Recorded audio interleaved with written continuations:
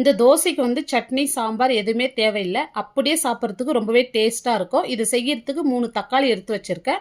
இத கட் பண்ணிட்டு ஒரு மிக்ஸி ஜார்ல சேர்த்துடலாம். காரத்துக்கு 4 காஞ்ச மிளகாய், 1 துண்டு இஞ்சி, 5லிருந்து 6 பூண்டு எடுத்திருக்கேன். இப்போ கொஞ்சமா வந்து உப்பு சேர்த்து நல்லா நைஸா அரைச்சிக்கலாம். இப்போ நான் தோசை மாவு எடுத்து வச்சிருக்கேன். நான் உப்பு போட்டு நல்லா மிக்ஸ் பண்ணி எடுத்து வச்சிருக்கேன். இப்போ இந்த தக்காளி பேஸ்ட் இதோட சேர்த்துட்டு நல்லா மிக்ஸ் பண்ணி விட்டுக்கலாம்.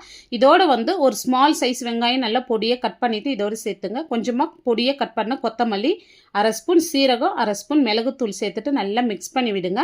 இப்போ நம்ம வெங்காயம் சேர்த்ததுனால கன்சிஸ்டன்சி இந்த அளவுக்கு தாங்க இருக்கணும். இப்போ சூடான கல்லில் வந்து நம்ம தோசை ஊற்றிடலாம். இப்போ இதுக்கு மேலே வந்து நீங்கள் நெய் இல்லைனா வந்து ஆயில் அப்ளை பண்ணிக்கலாம். நான் வந்து ஆயில் சேர்த்துக்கிறேன். இப்போ இந்த தக்காளி தோசை வந்து திருப்பி போட்டு எடுத்தாதான் ரொம்பவே சூப்பராக இருக்கும். இப்போ நம்மளுக்கு தோசை பாருங்க சூப்பராக ரெடி ஆயிடுச்சு.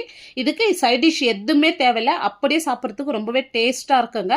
நீங்களும் இதே மாதிரி செஞ்சு பாருங்க. இந்த வீடியோ பிடிச்சிருந்தா லைக் பண்ணிட்டு சப்ஸ்கிரைப் பண்ணிடுங்க.